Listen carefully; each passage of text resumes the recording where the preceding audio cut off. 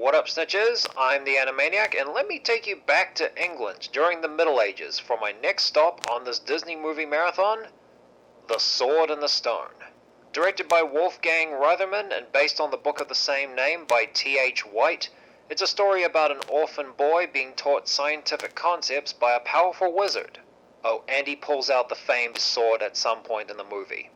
Walt bought the rights to the book back in 1930, and multiple times they've tried to get the movie into production, but so many times over the years it was shelved because of either events like World War II or other films taking priority. Until 1960, when they finally restarted production alongside another film called... I'll just put it up on screen.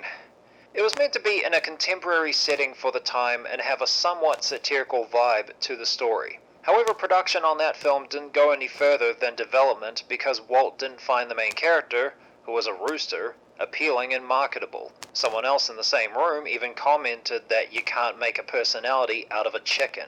At that time, Walt's brother Roy tried to convince him to shut down the animation department, reasoning that they have enough films to re-release in the future. Walt decided to only produce one animated movie every 4 years while he focused on other endeavors, which meant Sword in the Stone was the only one that went into production at the time.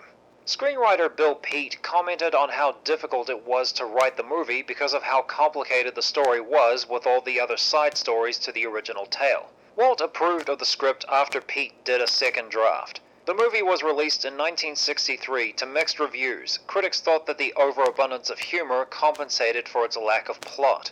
Though there is a bit more appreciation for the film by critics nowadays, it currently holds a Rotten Tomatoes critical score of 68%. It received an Oscar nomination for the score and was nominated by the American Film Institute for their top animated films list in 2008, but didn't reach their top 10. It also raked in $4.75 million in its first run and only had 2 re-releases in 1972 and 1983, where it has a lifetime gross of $22.2 million in North America. I haven't been able to find numbers from the rest of the world. I've never read the book, but I'm at least vaguely familiar with the legend of King Arthur. When I was a teenager, my hometown's theater troupe put on a play about it. There was an episode of The Fairly OddParents where Timmy travels back to medieval time to help out a nearsighted Arthur. There was a rival knight who constantly gets injured. I found that very funny. The movie was also referenced in a movie I studied for my high school English class called The Mighty, so I'm somewhat familiar with the story. And after finally seeing the movie, it's okay. Arthur is a clumsy, good-natured, and hopeful boy, and his situation of being trained to be his foster brother's squire, his foster brother not being terribly kind to him, and his foster father, Sir Ector, always giving him extra chores as punishment, made me want to see him better off. And his mentor, Merlin the Wizard, spends several scenes teaching him scientific concepts like physics, something he can use to outsmart his opponents, and the phenomenon of falling in love. I really enjoyed listening to Merlin talk about these concepts while training Arthur, and that he's misunderstood by people like Sir Ector, who thinks Merlin's magical displays are of the black variety, endears me to him. Keep in mind, the story was set back in a time where everyone in the world thought the earth was flat.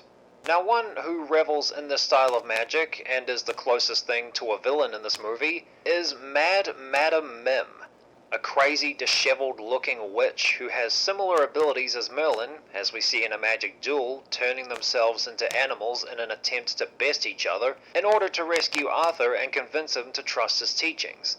She is a typical crazy witch. The characters in this film are fine. They serve their purpose to the minimum but necessary extent for this story, which is pretty easy to follow, but pretty thin. Yet the ending where Arthur pulls the fabled sword out of the anvil and is crowned the King of England was underwhelming. I mean, you'd think the ending would have Arthur putting what Merlin taught him into practice or something to show up his family, but I guess not. This is another one of those films that makes me want to check out the book to see how it could have gone down. Sword in the Stone was acceptable.